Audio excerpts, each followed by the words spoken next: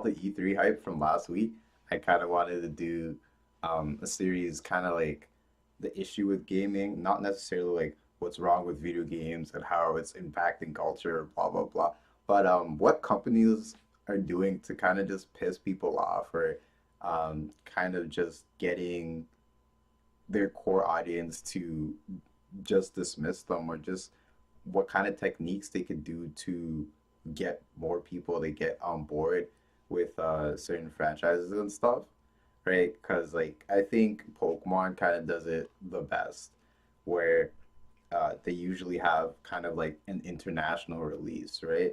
A big problem that people either on the West or in the East or especially like Europe always gets like the lowest end with video games, but waiting for translations and content where like say something's released in one country or one region in June and then you have to wait 4 months later to get the game over here or like in Europe it's usually like a year plus or 8 months plus.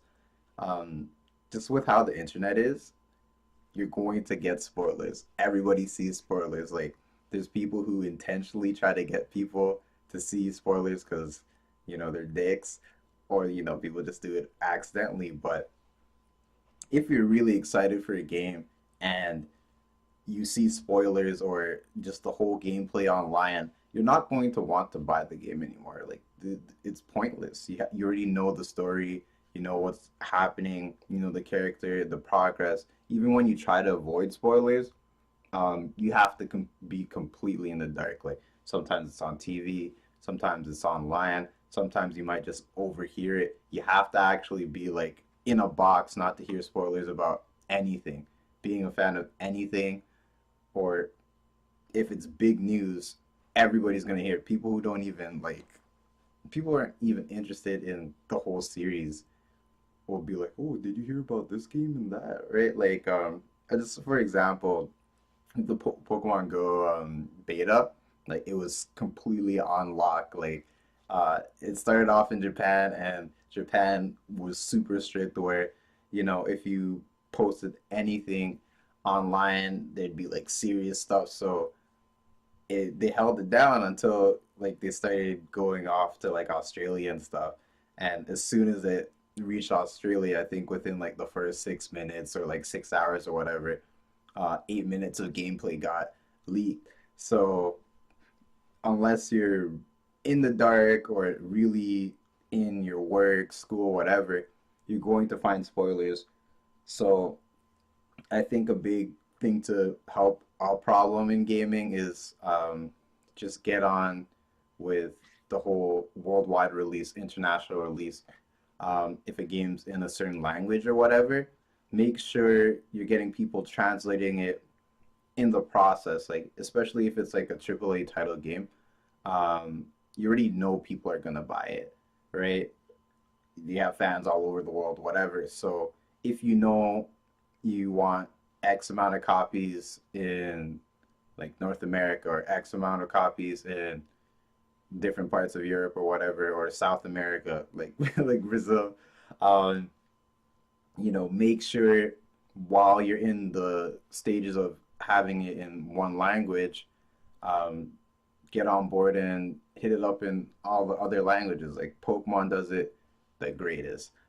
Everybody in the world knows about Pokemon. That's how huge Pokemon's a franchise. Like imagine if Pokemon was like, okay, we're just going to have the game in Japan for 4 months and then wait. Everybody else has to wait the 3 to 6 months, right? It's still going to be exciting, but the longer and longer you wait, the less excited you're going to be about the product, or you might just forget about it if it's not as big as like Pokemon, or, for example. So, a huge thing I think companies need to do, at least big companies need to do, is get on board with the translation team. Get on board with people who are that interested because people want to play the game now. Like, um, this would stop a lot of.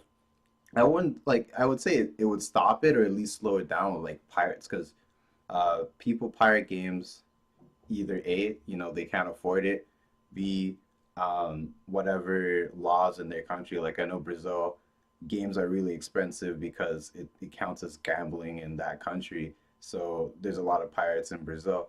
And C, you don't have the opportunity to buy it. So it's just like I would say the best example with this whole thing would be like when you're a kid and you're excited to get something and then all your friends have it, but you can't get it because either A, you can't afford it or you're bad, your parents won't buy it for you, whatever. You could be super excited about it, and then you just get upset and you're like, you know what? I don't even want it anymore. Forget that, and then you get like mad at the company or whatever, and that's what's been happening with like a lot of fan bases. So um, yeah, that's this is gonna be the first episode in the series. But yeah, localization, they need to fix that.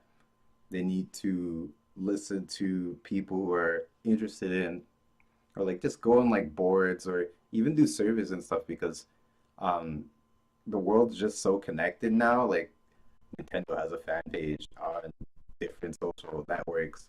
So why not just post a survey? Like I understand like someone saying, yes, I like the idea, and someone actually buying it is different, but the amount of profit they could make potentially without getting fans irritated or, fed up